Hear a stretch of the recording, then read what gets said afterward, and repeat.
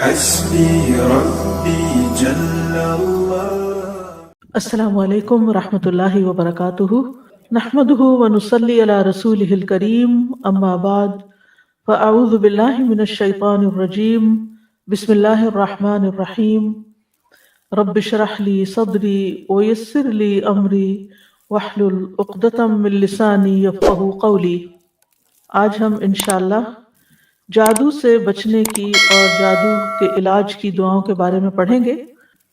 الحمد للہ حمدا کثیرا طیبا مبارکا فیہ، الحمد للہ عدد ما فی السماء، الحمد للہ عدد ما فی الارض، الحمد للہ عدد ما بینہما، الحمد للہ ملء السماء، الحمد للہ ملء الارض۔ اللہ کے لیے بہت زیادہ اور بہت پاکیزہ حمد ہے، تعریف ہے، اور وہ بابرکت ہے۔ اللہ ہی کے لیے حمد ہے ان چیزوں کی تعداد کے برابر جو آسمانوں میں ہے، جس کا علم صرف اللہ ہی کو ہے۔ اللہ ہی کے لیے حمد ہے ان چیزوں کی تعداد کے برابر جو زمین میں ہے اور کوئی انسان نہیں جانتا۔ اللہ ہی کے لیے حمد ہے ان چیزوں کی تعداد کے برابر جو ان دونوں کے درمیان ہیں، کتنے ستارے، سیارے، گیلیکسیز، اور اس کے علاوہ جو ہم نہیں جانتے۔ اللہ ہی کے لیے حمد ہے جو کچھ آسمان میں ہے ان سب کو بھر کر، اور اللہ ہی کے لیے حمد ہے جو کچھ زمین میں ہے ان سب کو بھر کر، یعنی اللہ کی حمد ان سب چیزوں کو بھر دے جو زمین اور آسمان میں ہے۔ اللہ کی حمد، اللہ سبحانہ تعالیٰ کی تعریف زمین و آسمان کی ہر چیز کر رہی ہے، اس کی حمد کے ساتھ اس کی تسبیح بیان کر رہی ہے۔ خوش قسمت ہیں وہ لوگ جنہیں اس دنیا میں حمد اور اس کا شکر ادا کرنے کی توفیق مل جاتی ہے۔ امام ابن القیم کہتے ہیں، اگر بندے کو دنیا اور جو کچھ دنیا میں ہے وہ سب کچھ دے دیا جائے، یعنی ایک شخص ایسا ہو کہ جو پوری دنیا کا مالک بن جائے، پھر وہ اس پر الحمدللہ کہے، تو اللہ اس کے دل میں حمد کا جو الہام ڈالتا ہے کہ وہ اس کو توفیق دیتا ہے اس ساری نعمت کو پانے کا، وہ اس کو اس دنیا کی نعمت کے ملنے سے بھی زیادہ بڑی چیز ہے، یہ زیادہ بڑی نعمت ہے۔ یعنی ایک طرف پوری دنیا ہے کسی کو مل جائے، اور دوسری طرف یہ توفیق مل جائے کہ اس دنیا کے ملنے پر الحمدللہ کہہ دے کوئی۔ یہ اللہ تعالیٰ کو اتنا پسند ہے کہ ساری دنیا ایک طرف اور الحمدللہ کہنا ایک طرف، کیونکہ دنیا کی نعمتیں تو ختم ہو جائیں گی اور الحمدللہ کا ثواب باقی رہے گا۔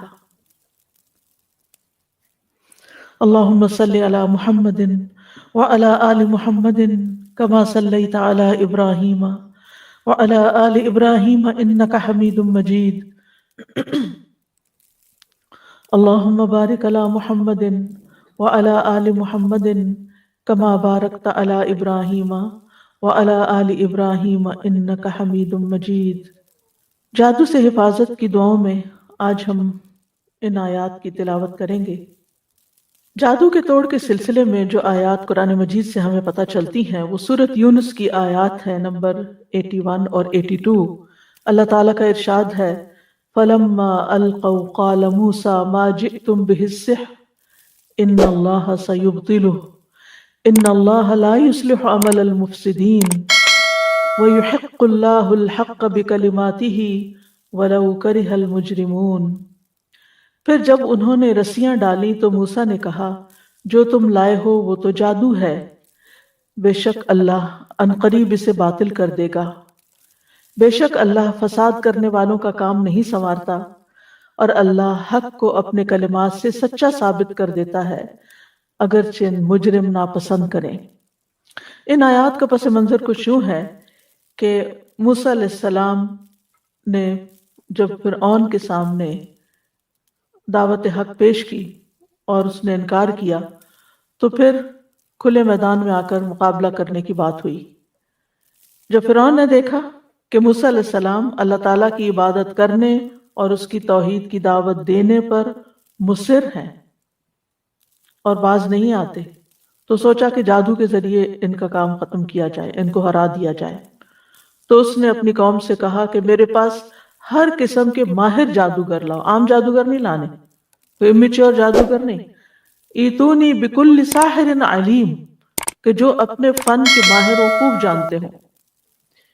اب جادوگر فرعون کے پاس آ گئے تو موسیٰ علیہ السلام نے ان سے کہا کہ تمہارے پاس جو بھی لاٹھیاں اور رسیاں ہیں، جو جادو تم بنا کے لائے ہو، اس کو زمین پہ پھینکو، دکھاؤ، اب اس کا مظاہرہ کرو۔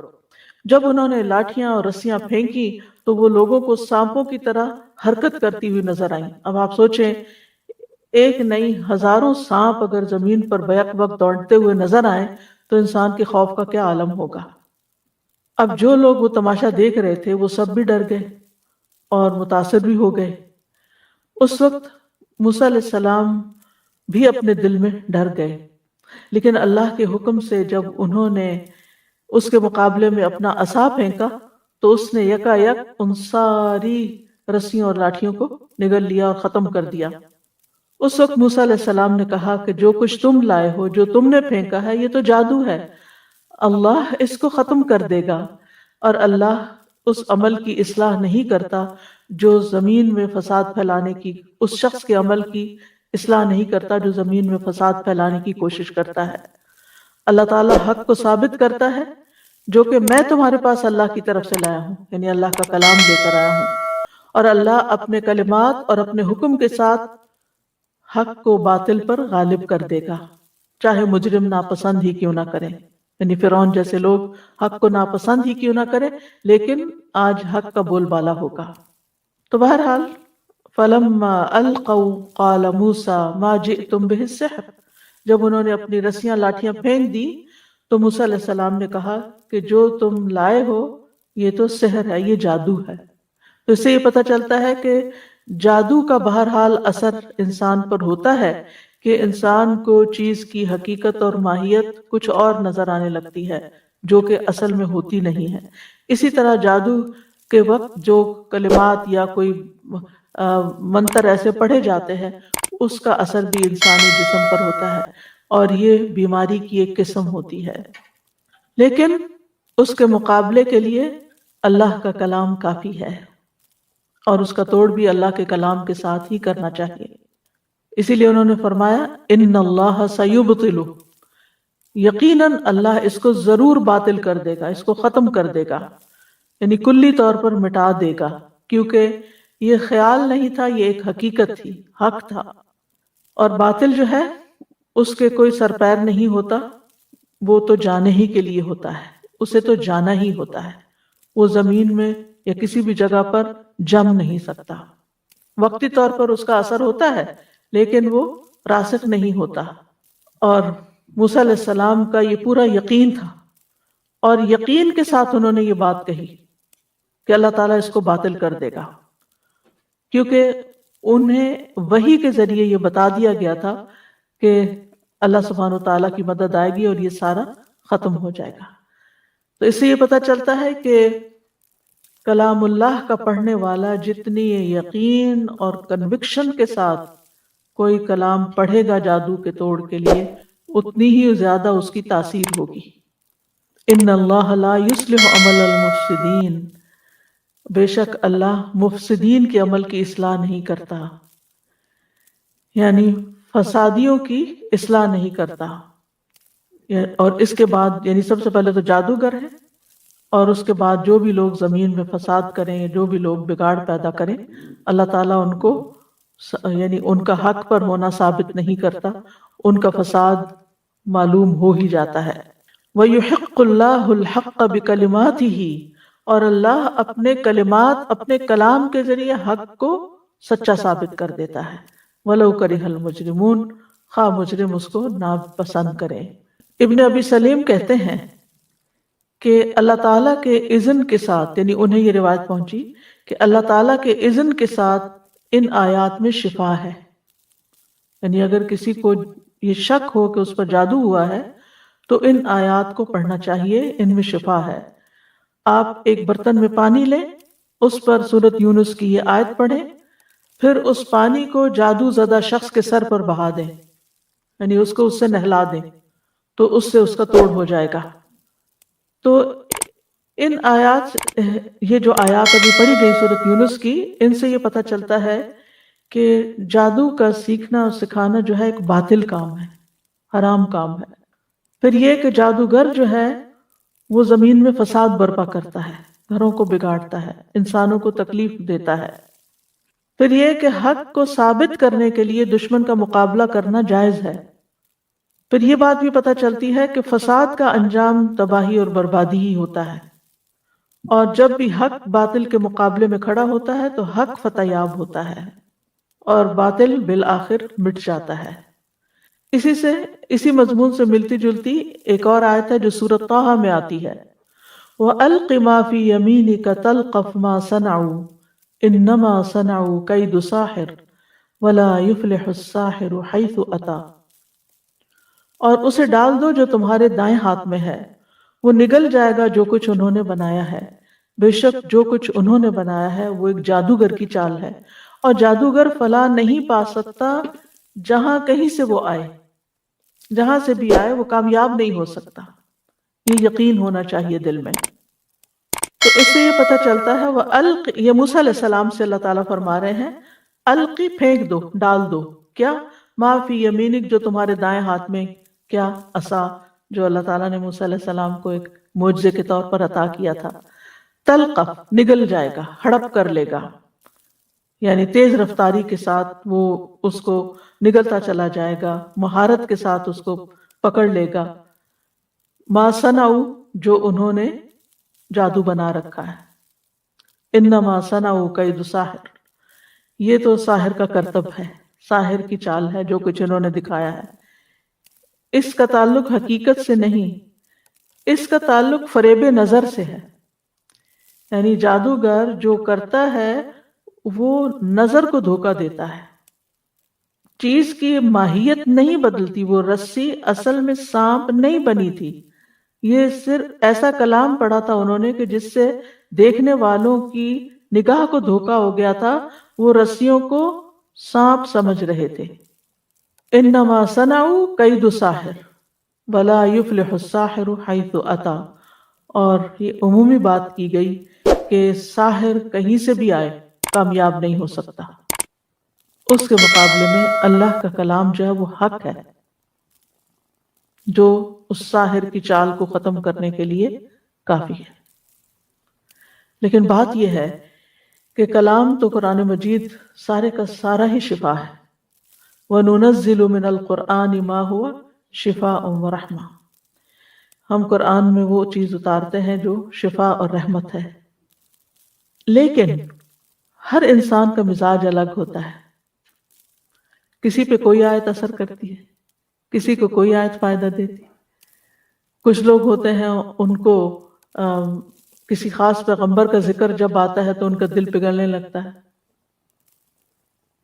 کسی خاص پیغمبر کا ذکر آتا ہے تو ان کے اندر ایک طاقت آنے لگتی ہے۔ عیسیٰ علیہ السلام کا ذکر آتا ہے تو کیفیت اور طرح ہوتی ہے، موسیٰ علیہ السلام کا ذکر آتا ہے کیفیت اور طرح ہوتی ہے، نوح علیہ السلام کا ذکر آتا ہے تو کیفیت اور طرح ہوتی ہے۔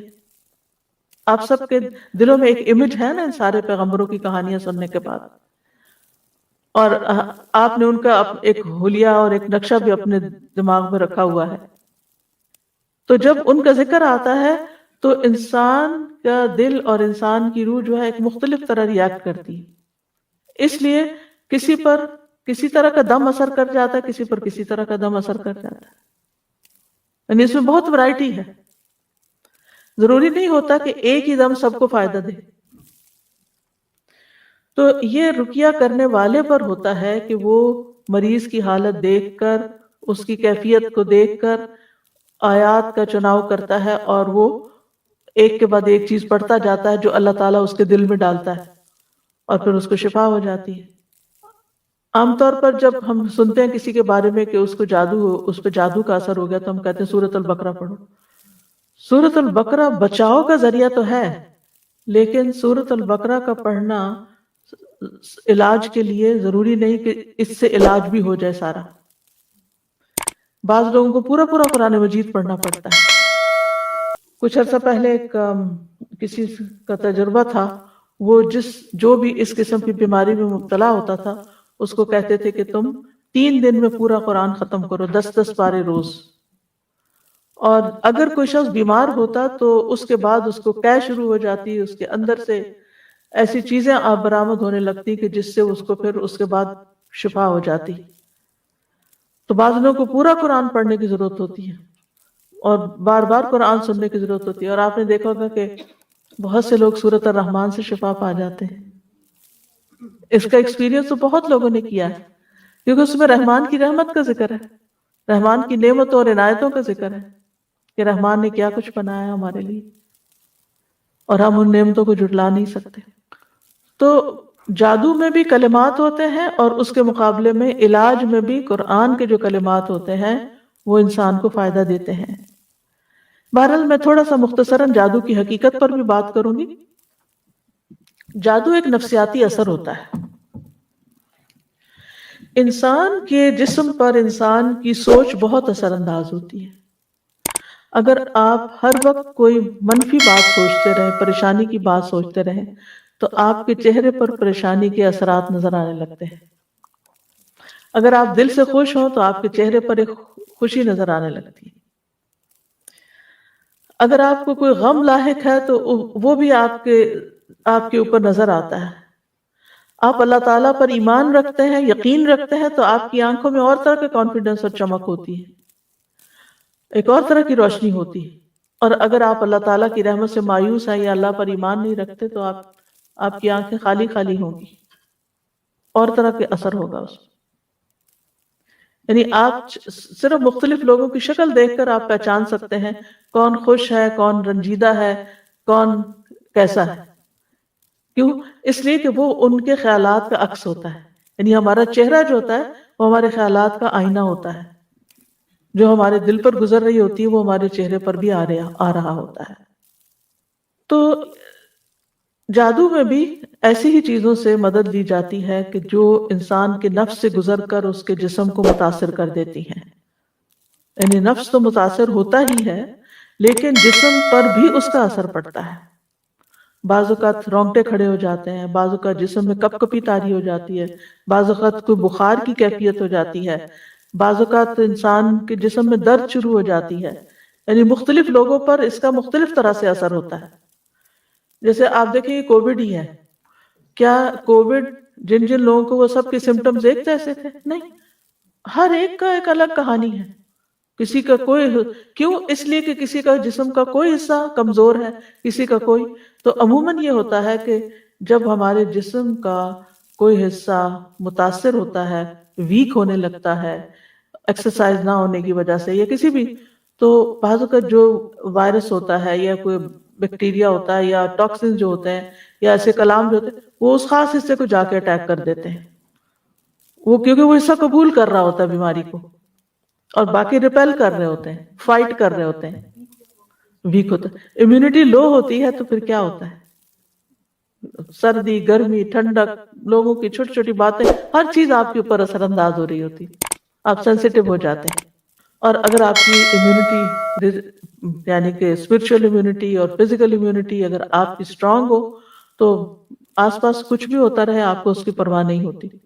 کچھ لوگ ہوتے ہیں ان کو بڑی سے بڑی بات کہہ دیں ان کو کوئی اثر نہیں ہوتا، اور کچھ لوگ ہوتے ہیں ان کو کچھ نہ کریں صرف ٹیڑھی آنکھ سے دیکھ ہی لے تو وہ رونے بیٹھ جاتے ہیں.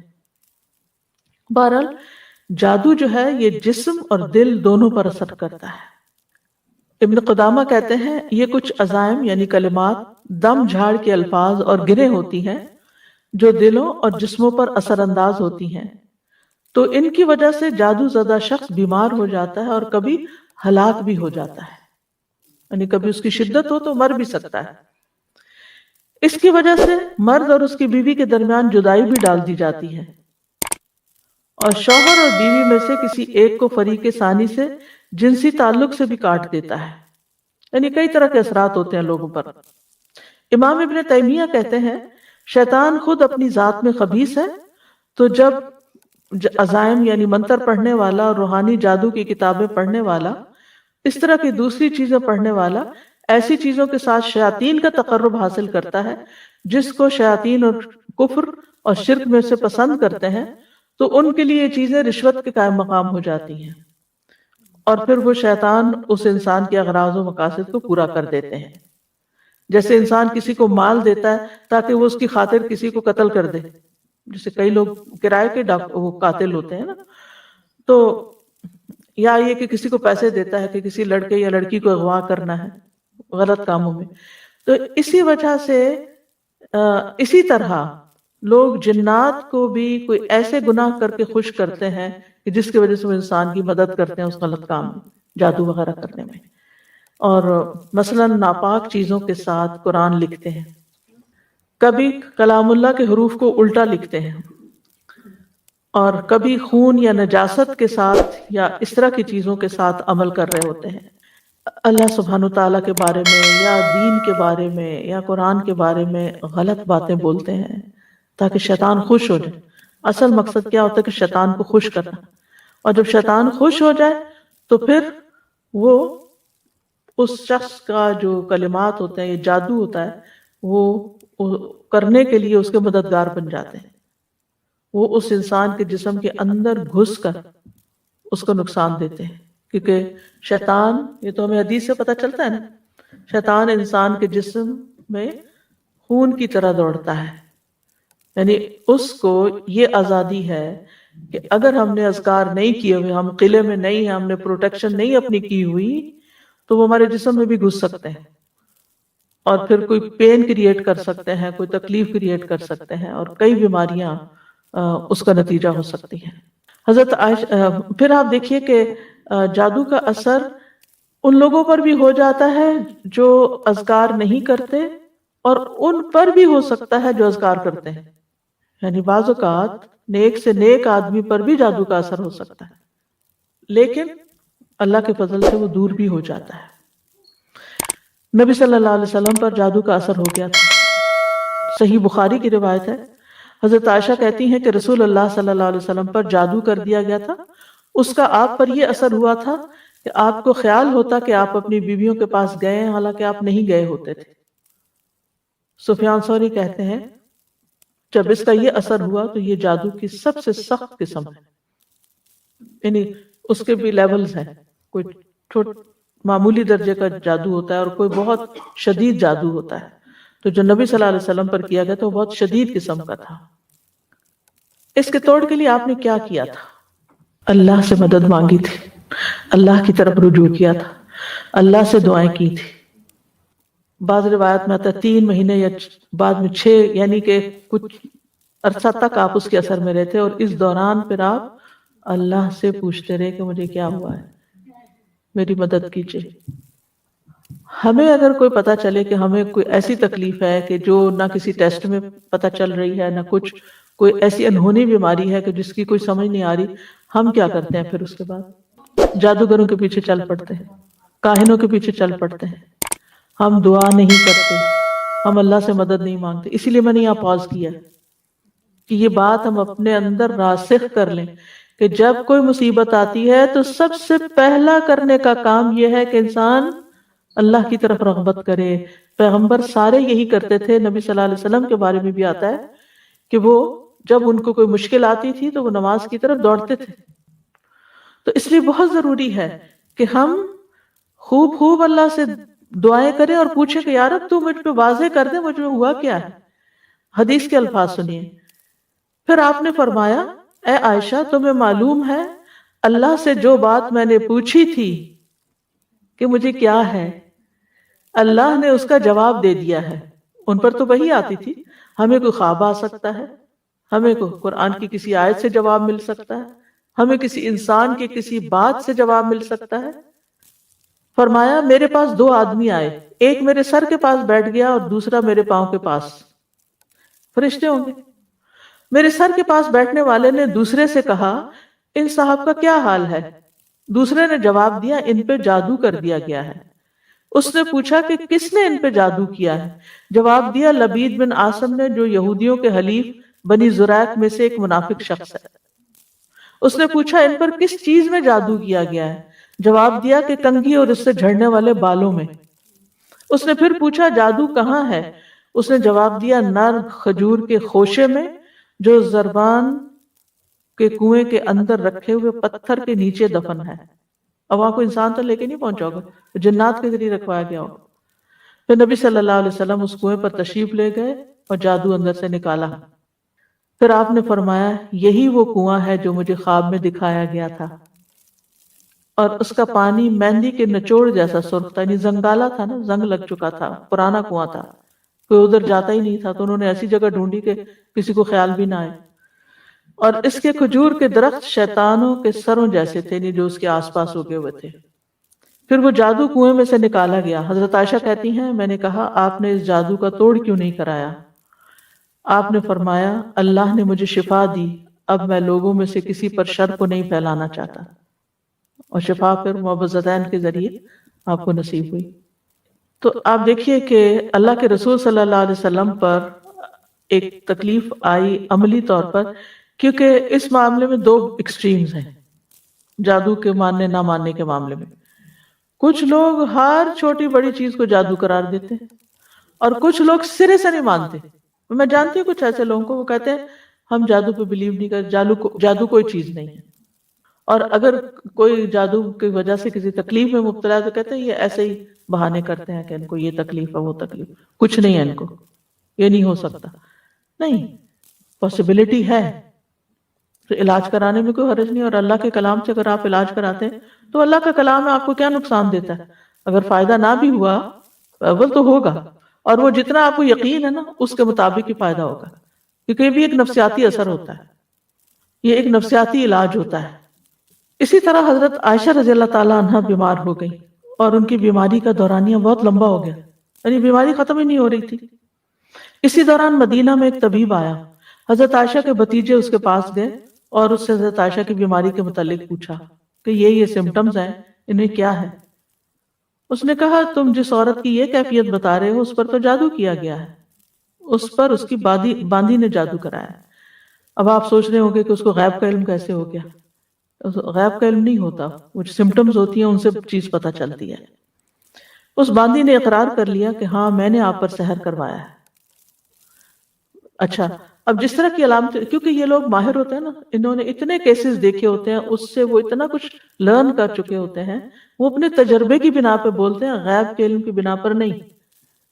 کیونکہ بعض لوگ قرآن سے بھی علاج کرتے ہیں تو وہ تھوڑا سا آپ کو اشارہ دے دیتے ہیں کہ یہ نظر لگ رہی ہے، یہ جادو کی قسم ہے، یا وٹ ایور جو بھی ان کا تجربہ ہوتا ہے، تو آپ کہتے ہیں ان کو کیسے پتہ چل گیا کہ یہ کوئی غیب کا علم رکھتے ہیں؟ بالکل نہیں غیب کا علم رکھتے، لیکن بعض اوقات تجربے سے یہ باتیں پتہ چلتی ہیں۔ جیسے عام حکیم بھی ہوتے ہیں، پہلے زمانے میں ٹیسٹنگ لیبارٹریز کہاں ہوتی تھی؟ کوئی بلڈ ٹیسٹ ہوتے تھے لوگوں کے یا کچھ بھی نہیں، وہ کہاں سے پتہ چلتا تھا؟ وہ کہتے تھے اس میں خون کی کمی ہے، یعنی ریڈ سیلز کم ہے، اس کو صفرا ہے، اس کو فلاں ہے، اس کو فلاں ہے، اس کو اعصابی کمزوری، اس کو وہ آنکھوں کو دیکھ کر، آنکھوں کا رنگ دیکھ کر، چہرے کی حالت دیکھ کر، نبض دیکھ کر، سمٹمز پوچھ کر۔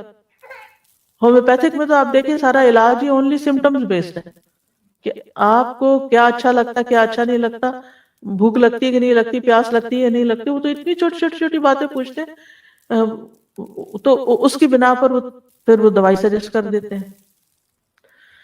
تو وہ دوا جو ہوتی ہے وہ ٹیسٹڈ ہوتی ہے، کہ اگر جیسے کسی کو کھلائی گی تو اس کے اندر کیا چیزیں پیدا ہوئی، تو پھر وہ اسی سے اس کا توڑ بھی کرتے ہیں۔ تو بہرحال اس باندھی نے اقرار کر لیا اور کہا میں نے آپ پہ سحر کیا، میں چاہتی تھی کہ آپ فوت ہو جائیں تو میں آزاد ہو جاؤں،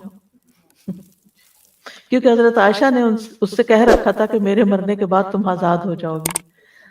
تو ان قریب کے کسی شخص نے کیا جو ہر وقت خدمت میں ہے، یعنی جادو کی یہ قسم کوئی دور والا آ کے نہیں کر سکتا۔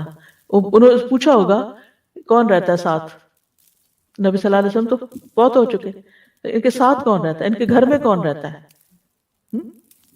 تو وہ یعنی کہ وہ جادو کی جو سمٹم، جو بیماری کی سمٹمز ہوتی ہیں نا، اس سے وہ اندازہ لگا لیتے ہیں کہ یہ کس درجے کا جادو ہے، سخت ہے یا ہلکا ہے، یا کوئی قریب والا کر سکتا ہے یا دور والا کر سکتا ہے۔ تو وہ بتایا گیا ہوگا کہ گھر میں فلاں ہے، تو کہا کہ اسی کا کام ہے، اور پھر اس سے پوچھا گیا تو بات بھی سچ نکلی۔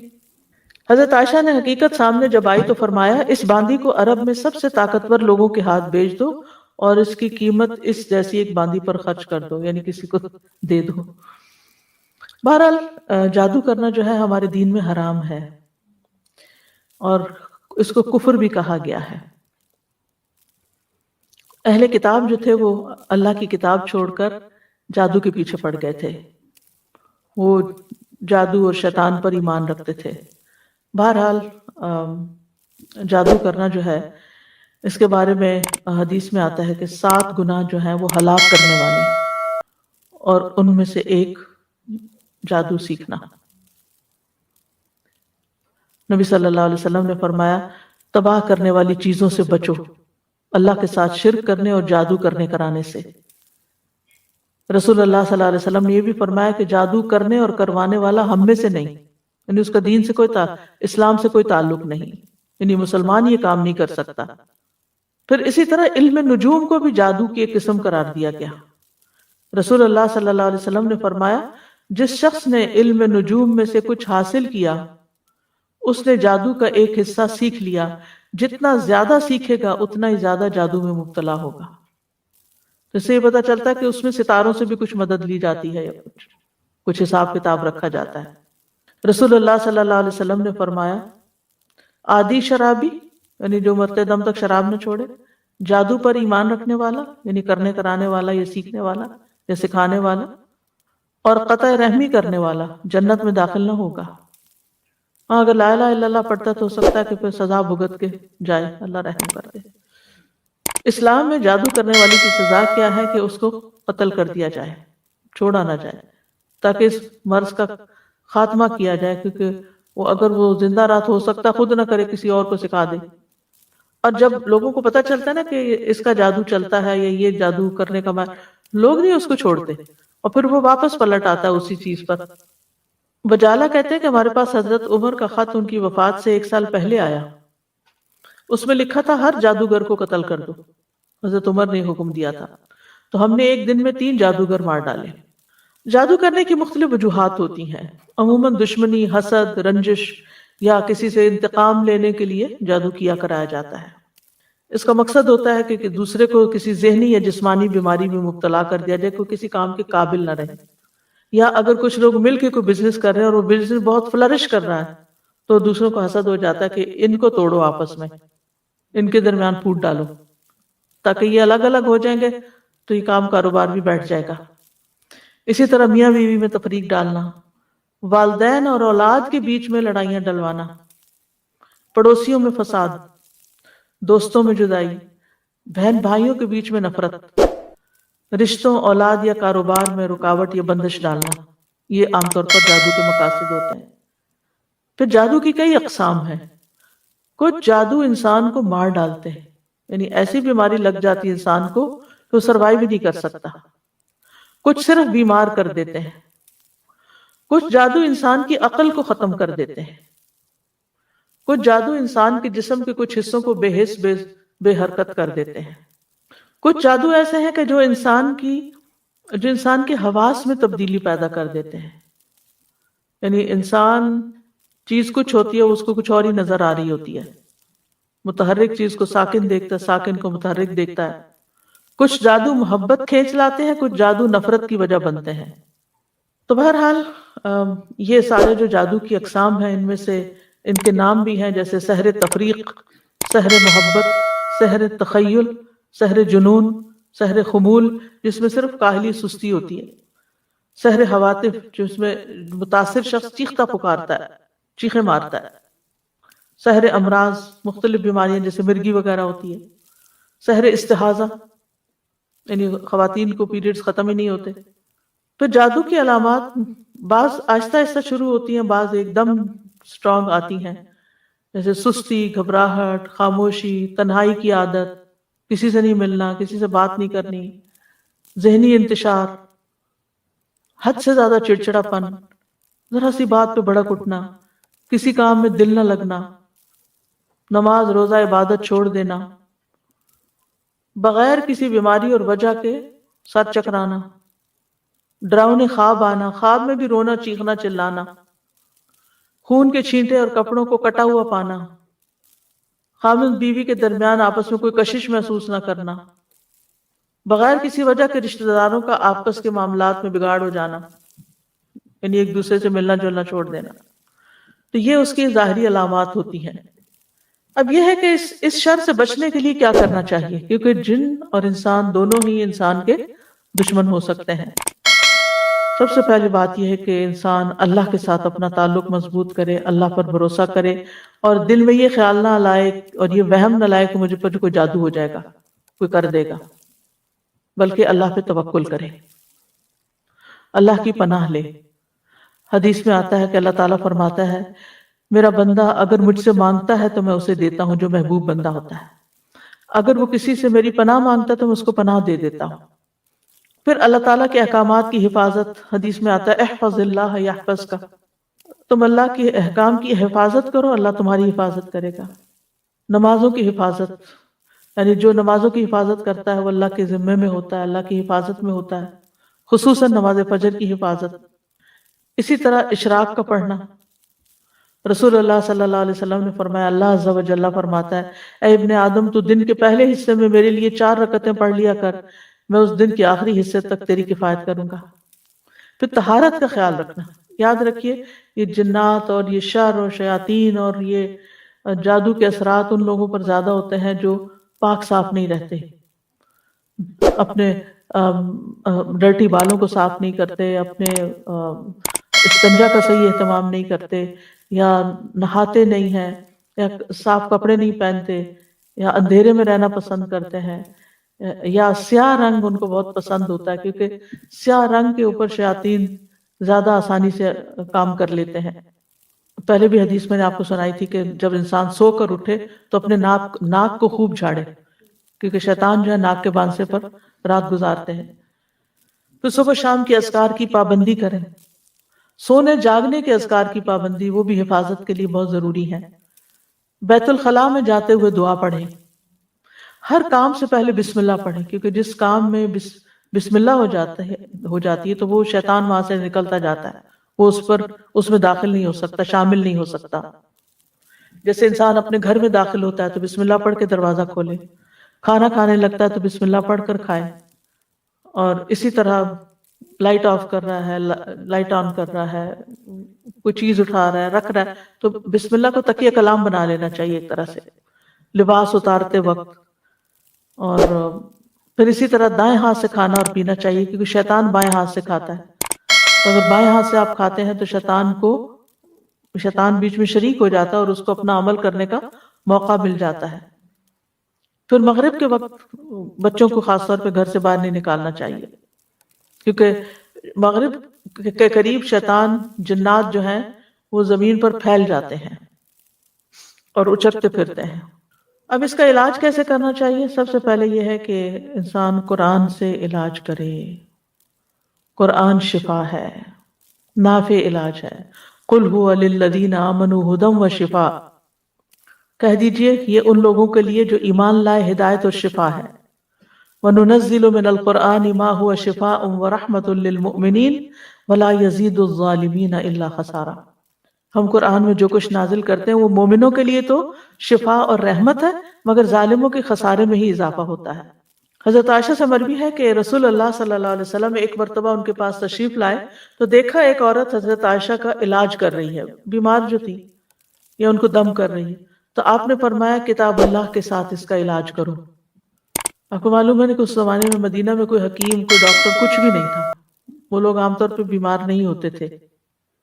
تو ایک حکیم کو پتہ چلا کہ اس علاقے میں کوئی حکیم نہیں، تو وہ آ گیا کہ میں یہاں رہ کر لوگوں کا علاج کروں گا۔ 6 مہینے گزر گئے، اس کے پاس کوئی بھی نہیں آیا، کہ کوئی بیمار نہیں پڑا۔ تو آخر اس نے راز پوچھا کہ کیا وجہ ہے؟ اس نے کہا کہ اس وقت تک ہم نہیں کھاتے جب تک بھوک نہیں لگتی، اور جب بھی بھوک باقی ہوتی ہے تو کھانا چھوڑ دیتے ہیں۔ بہرحال اگر چھوٹی موٹی کوئی تکلیف ہوتی بھی تھی تو دم وغیرہ کر لیتے تھے لوگ، قرآن پڑھ لیتے تھے، قرآن وہ جو مسنون دعائیں ہیں وہ پڑھ لیا کرتے تھے، علاج ہو جاتا تھا۔ تو آپ صلی اللہ علیہ وسلم نے فرمایا کہ کتاب اللہ کے ساتھ اس کا علاج کرو، یعنی قرآن میں سے پڑھ کر اس پہ دم کرو۔ اسی طرح کچھ غذائیں ایسی ہیں کہ جو علاج ہیں، جیسے کلونجی، آپ نے فرمایا کلونجی کے دانوں میں موت کے علاوہ ہر بیماری کا علاج ہے، یعنی اس تیل پر دم کر کے انسان مریض کے متاثرہ حصے جو ہیں ان پر لگا سکتا ہے، مساج کر سکتا ہے، اور کلونجی کے دانوں پہ دم کر کے وہ پھر مریض کو کھلانا بھی چاہیے۔ اسی طرح شہد، یعنی صبح و شام 1 چمچ شہد جو ہے اگر انسان کھائے نہار منہ، اور پھر اس کے بعد کچھ نہ کھائے کم از کم آدھا گھنٹہ، تو اس سے بھی جسم کے اندر سے زہریلے مادے نکلتے ہیں۔ قرآن میں آتا ہے یخرج من بطونها شراب مختلف الوانہ فیہ شفاء للناس، یہ اللہ تعالیٰ کا حکم ہے کہ شہد میں شفا ہے، ہاں خالص ہونا چاہیے۔ آپ صلی اللہ علیہ وسلم نے فرمایا شفا 3 چیزوں میں، پچنا لگوانے میں، شہد پینے میں، اور آگ سے داغنے میں، اور میں اپنی امت کو آگ سے داغنے سے منع کرتا ہوں۔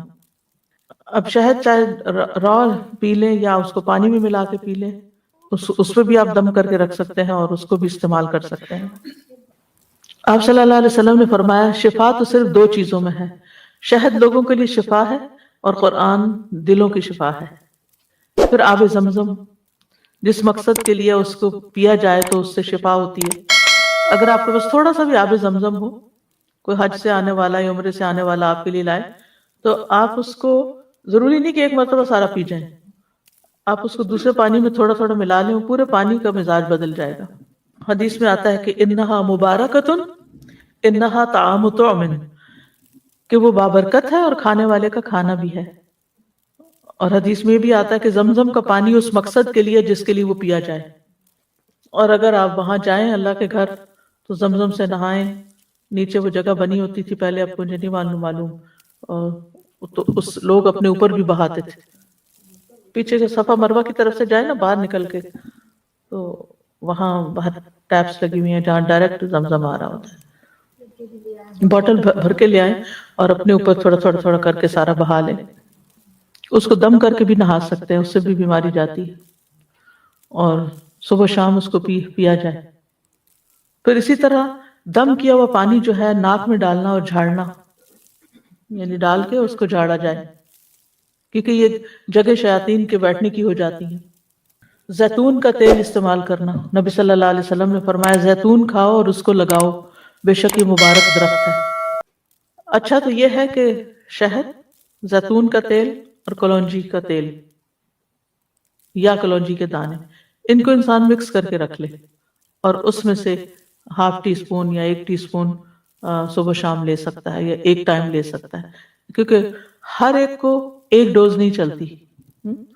تو جو ان چیزوں کے ماہر ہوتے ہیں طب نبی کے، ان سے پوچھا جا سکتا، مشورہ کیا جا سکتا، لیکن آپ کیا کر سکتے ہیں کہ اس میں سے، یعنی یہ امیونٹی بڑھانے والی چیزیں، آپ اس میں سے پہلے تھوڑا لیں، آپ اس کو پچ گیا ہے، پھر تھوڑا سا اور انکریز کر دیں، پھر تھوڑا سا اور کر دیں، پھر دیکھیں کہاں تک لمٹ ہے آپ کی۔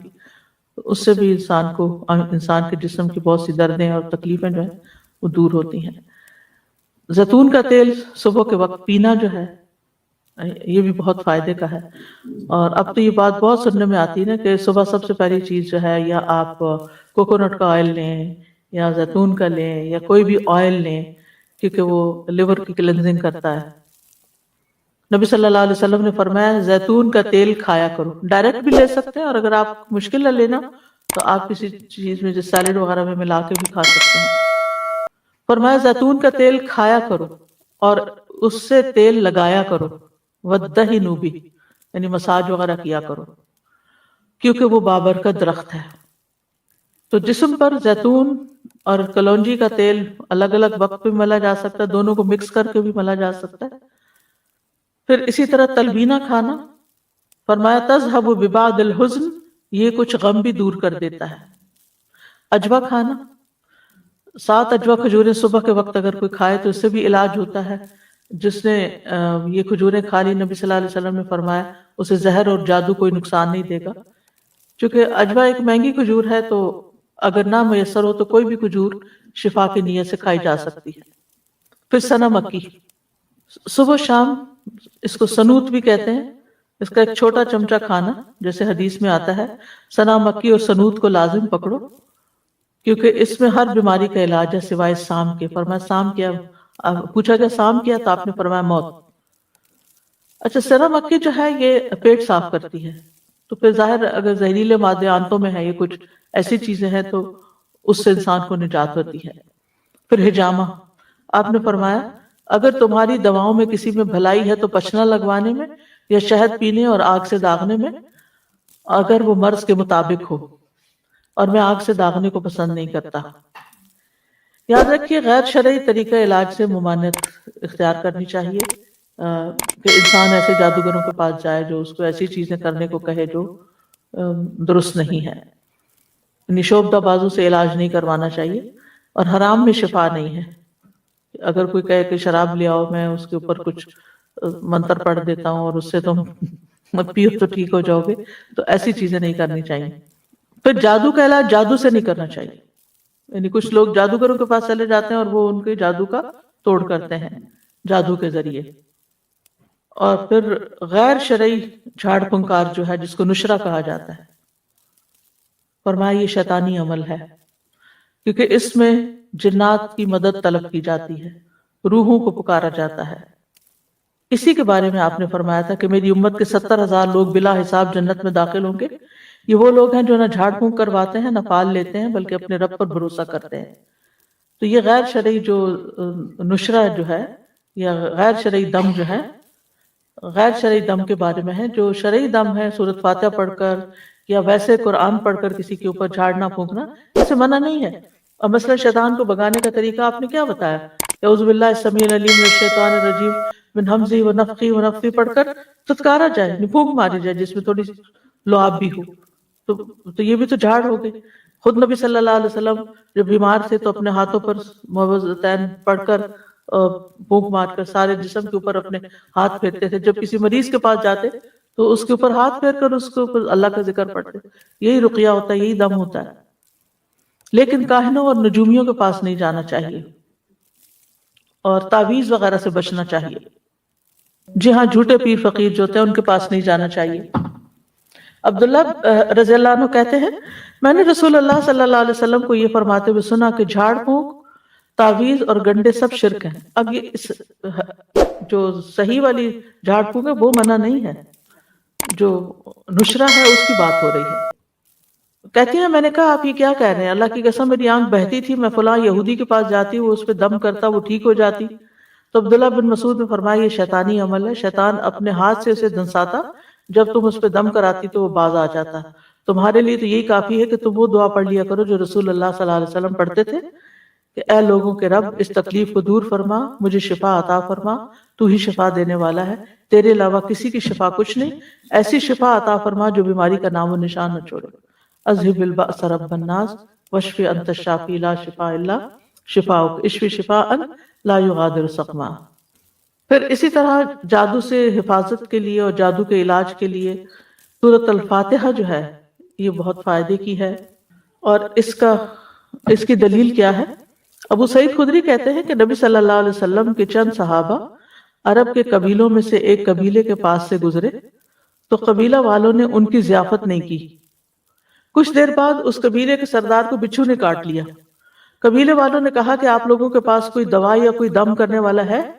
تو صحابہ نے کہا کہ تم نے ہماری ضیافت نہیں کی، اب ہم اس وقت تک دم نہیں کریں گے جب تک تم ہمارے لیے اس کی مزدوری مقرر نہ کرو۔ یہیں سے راقی حضرات جو ہیں وہ اس کا وہ لیتے ہیں، دلیل لیتے ہیں کہ راقی جو ہے وہ اجرت لے سکتا ہے۔ چنانچہ ان لوگوں نے چند بکریاں دینی منظور کر لی۔ پھر ابو سعید خدری سورۃ الفاتحہ پڑھنے لگے اور اپنا لعاب بھی اس جگہ پر ڈالنے لگے۔ اس سے وہ شخص اسی وقت ٹھیک ہو گیا، تندرست ہو گیا۔ چنانچہ قبیلے والے بکریاں لے کر آئے، لیکن صحابہ نے کہا جب تک ہم نبی صلی اللہ علیہ وسلم سے پوچھ نہ لیں ہم بکریاں نہیں لے سکتے۔ جب آپ سے پوچھا گیا تو آپ مسکرائے اور فرمایا تمہیں کیسے معلوم ہو گیا تھا کہ سورۃ فاتحہ سے دم بھی کیا جا سکتا ہے؟ ان بکریوں کو لے لو اور اس میں میرا حصہ بھی رکھو۔ یعنی خوش مزاجی سے آپ نے فرمایا، اور یہ اس لیے فرمایا کہ لوگوں کے دلوں کے اندر کراہت نہ ہو اس میں۔ تو اس میں آپ دیکھیے کہ بعض راقی اس سے یہ دلیل بھی لیتے کہ وہ 40 بکریاں تھی اور راقی کو 40 بکریوں کی قیمت تک کی قیمت لینے کا جواز ملتا ہے۔ بہرحال اللہ عالم۔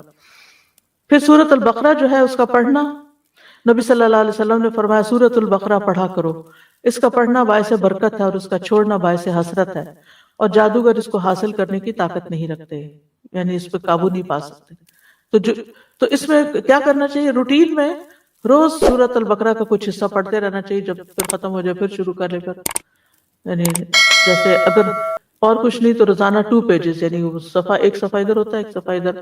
مصحف عثمانی میں آپ دیکھیں آیت پہ ختم ہوتا ہے نا صفحہ، 2 صفحے ہر روز پڑھ لیا کریں، مثلا 4 صفحے ہر روز پڑھ لیں، 8 صفحے ہر روز پڑھ لیں، تاکہ وہ برکت رہے.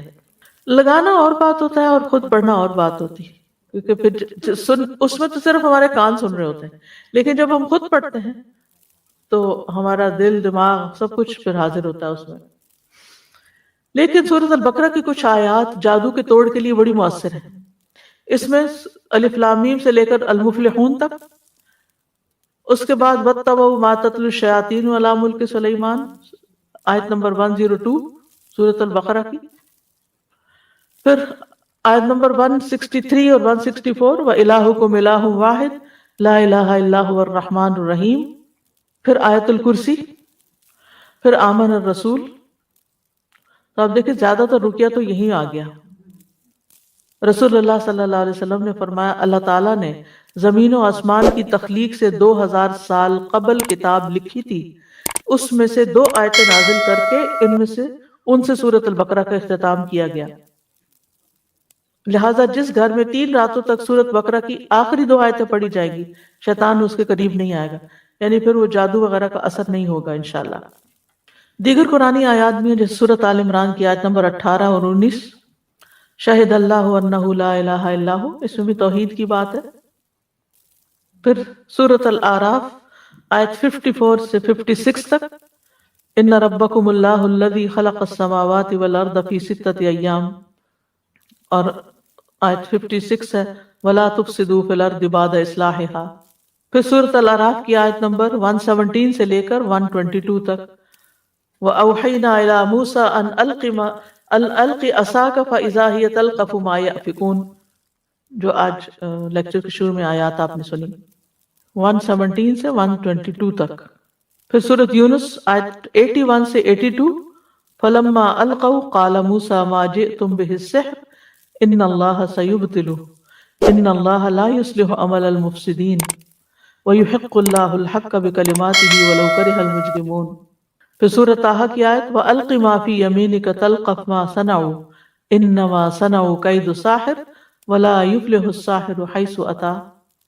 پھر سورۃ المؤمنون کی آیت ہے أَفَحَسِبْتُمْ أَنَّمَا خَلَقْنَاكُمْ عَبَثًا وَأَنَّكُمْ إِلَيْنَا لَا تُرْجَعُونَ فَتَعَالَى اللَّهُ الْمَلِكُ الْحَقُّ لَا إِلَٰهَ إِلَّا هُوَ رَبُّ الْعَرْشِ الْكَرِيمِ. یہ آگے بھی ہے أَنْتَ خَيْرُ الرَّاحِمِينَ تک.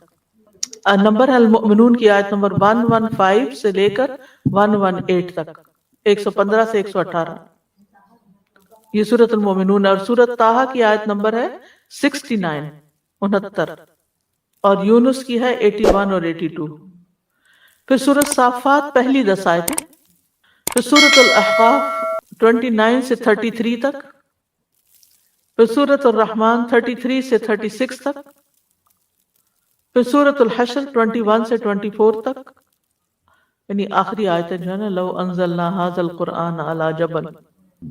پھر اس کے بعد سورۃ التغابن آیت 14 سے 16 تک. پھر ہے سورۃ الجن آیت نمبر 1 سے 9 تک. پھر معوذات قل هو اللہ احد، قل اعوذ برب الفلق، قل اعوذ برب الناس. پھر کچھ مسنون دعائیں بھی ہیں. اعوذ بکلمات اللہ التامات التی لا یجاوزہن بر ولا فاجر من شر ما خلق وذرأ وبرأ ومن شر ما ينزل من السماء ومن شر ما يعرج فيها ومن شر ما ذرأ في الأرض ومن شر ما يخرج منها ومن شر فتن الليل والنهار ومن شر كل طارق إلا طارق يطرق بخير يا رحمن. میں اللہ کے کامل کلمات کے ساتھ پناہ پکڑتا ہوں جن سے آگے نہ تو کوئی نیک اور نہ ہی کوئی برا شخص بڑھ سکتا ہے، ہر اس چیز کے شر سے جس کو اس نے بنایا، پیدا کیا اور پھیلایا، ہر اس چیز کے شر سے جو آسمان سے اترتی ہے، اور اس چیز کے شر سے جو اس میں چڑھتی ہے، اور اس چیز کے شر سے جسے اس نے زمین میں پیدا کیا، اور اس چیز کے شر سے جو اس سے نکلتا ہے، اور رات اور دن کے فتنوں کے شر سے، اور رات کو آنے والے کے شر سے، سوائے اس کے جو خیر کے ساتھ آئے، اے رحم فرمانے والے. یہ جو ہے جبریل علیہ السلام کی سکھائی ہوئی دعا ہے. ابو تیاح کہتے ہیں کہ ایک آدمی نے عبد الرحمن بن خنبش سے پوچھا کہ رسول اللہ صلی اللہ علیہ وسلم نے اس وقت کیا کیا جب ان کے پاس شیاطین آئے؟ انہوں نے کہا شیاطین مختلف وادیوں گھاٹیوں سے اتر کر آپ کے پاس آئے اور ان میں سے ایک شیطان کے ساتھ آگ کا شعلہ تھا جس کا ارادہ یہ تھا کہ وہ رسول اللہ صلی اللہ علیہ وسلم کو جلا دے، یعنی اتنے ڈھیروں ڈھیر آ گئے، لیکن وہ مروب ہو گیا، خود ہی پیچھے ہٹنے لگا۔ اتنی دیر میں جبریل آپ کے پاس اور کہنے لگے یا محمد کہیے۔ آپ نے پوچھا کیا کہوں؟ انہوں نے کہا آپ کہیے یہ دعا، یہ پڑھیے، یعنی اگر ڈھیروں شیطان بھی آپ کے پیچھے لگ جائیں تو اس دعا سے بھاگ جائیں گے انشاءاللہ۔ اور اس میں پناہ لی گئی ہے اللہ کے سارے کلمات سے، سب کتابوں یعنی قرآن اور اس کے علاوہ بھی جو کچھ ہے، اور پھر ہر چیز کے شر سے، جو اوپر سے آئے جو نیچے سے جائے، رات کا شر، دن کا، ہر قسم کا شر اور ہر طرح کے فتنے اور ہر طرح کے حادثے جو رات کو آئیں یا دن کو آئیں۔ یہ دعا بہت فائدے کی ہے، صبح شام کی دعاؤں میں آپ شامل کر سکتے ہیں۔ اسی طرح ایک اور دعا بھی ہے، اعوذ بوجہ اللہ العظیم الذی لیس شیء اعظم منہ وبکلمات اللہ التامات التي لا يجاوزهن بر ولا فاجر وباسماء اللہ الحسنى كلها ما علمت منها وما لم اعلم من شر ما خلق وبرأ وزرع۔ میں اللہ کے عظیم چہرے کی پناہ پکڑتا ہوں جس سے عظیم کوئی اور چیز نہیں، اور اس کے مکمل کلمات کے ساتھ پناہ لیتا ہوں جن سے آگے کوئی نیک یا بد بڑھ ہی نہیں سکتا، اور اس کے تمام اسماء حسنہ کے ساتھ پناہ لیتا ہوں، جن کو میں جانتا ہوں، جن کو میں جانتا بھی نہیں ہوں۔ کس سے؟ ہر اس چیز کے شر سے جس کو اس نے بنایا، پیدا کیا اور پھیلا دیا۔ بات ہی ختم، کوئی چیز بچی نہیں۔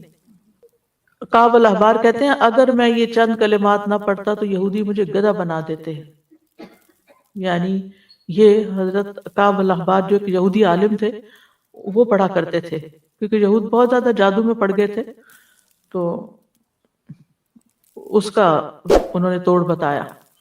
پھر اعوذ بکلمات اللہ التامۃ من غضبہ وشر عبادہ ومن ہمزات الشیاطین وان یحضرون۔ میں اللہ کے تمام کلمات کی پناہ میں آتا ہوں اس کی ناراضگی سے، اس کے بندوں کی شرارتوں سے، شیطانوں کے وسوسوں سے، اور اس بات سے کہ وہ میرے پاس آئیں۔ پھر اعوذ بکلمات اللہ التامۃ من کل شیطان وہامۃ ومن کل عین لامۃ۔ میں پناہ پکڑتا ہوں اللہ کے پورے کلمات کے ذریعے اور ہر ایک شیطان سے اور ہر زہریلے جانور سے، جیسے سانپ بچھو وغیرہ، اور ہر نقصان پہنچانے والی بری نظر سے۔ پھر 3 دفعہ شام کے وقت اعوذ بکلمات اللہ التامات من شر ما خلق اور بسم اللہ الذی لا یضر مع اسمہ شیء فی الارض ولا فی السماء وهو السمیع العلیم۔ پھر اسی طرح اگر آپ دوسرے کو دم کر رہے ہیں تو اللہم رب الناس مذہب البأس اشفی انت الشافی لا شفاء الا شفاء الا انت شفاء لا یغادر سقما، یہ صحیح بخاری کی روایت ہے۔ پھر اذہب البأس رب الناس انت الطبیب وانت الشافی، اے اللہ جو لوگوں کا رب ہے، تکلیف دور کر دے، تو ہی طبیب، تو ہی شفا دینے والا ہے۔ امسح البأس رب الناس بیدک الشفاء لا کاشف له الا انت، اے لوگوں کے رب اس تکلیف کو دور کر دے، شفا تیرے ہاتھ میں ہے، تیرے علاوہ کہیں اور سے شفا نہیں مل سکتی۔ پورا یقین اور توکل اور بھروسہ اللہ پہ۔ بسم اللہ ارقیک من کل شیء یؤذیک من شر کل نفس او عین حاسد اللہ یشفیک، بسم اللہ ارقیک، میں اللہ کا نام لے کر آپ پر دم کرتا ہوں ہر اس چیز سے جو آپ کو تکلیف پہنچائے، ہر نفس کے شر سے اور نظر بد سے، اللہ آپ کو شفا عطا فرمائے۔ میں اللہ کا نام لے کر آپ پہ دم کرتا ہوں۔ بسم اللہ یبریک ومن کل داء یشفیک ومن شر حاسد اذا حسد وشر کل ذی عین، اللہ کے نام کے ساتھ وہ آپ کو صحت دے اور ہر بیماری سے شفا دے، اور حاسد کے شر سے جب وہ حسد کرے، اور ہر بری نظر والے کے شر سے محفوظ رکھے۔ اور اسأل اللہ العظیم رب العرش العظیم ان یشفیک 7 دفعہ پھر پڑھے۔ میں اللہ عظمت والے سے دعا کرتا ہوں جو عرش عظیم کا رب ہے کہ وہ تمہیں شفا دے دے۔ تو یہ ہے علاج، آپ خود بھی کریں، اگر نہیں کام چلتا تو پھر کسی ماہر راقی سے بھی کروا سکتے ہیں علاج، لیکن توڑ اللہ کے کلام میں ہی ہے جو کہ جائز بھی ہے اور فائدہ مند بھی ہے، کیونکہ غلط طریقوں سے جادو کا توڑ جادو سے کرانا جو ہے یہ منع ہے، اور بعض اوقات وہ جنات کو اس طرح مدد کے لیے پکارتے ہیں کہ جس میں شرک کا پہلو بھی آ جاتا ہے۔ وآخر دعوانا ان الحمد للہ رب العالمین. سبحانک اللہم وبحمدک اشہد ان لا الہ الا انت استغفرک واتوب الیک.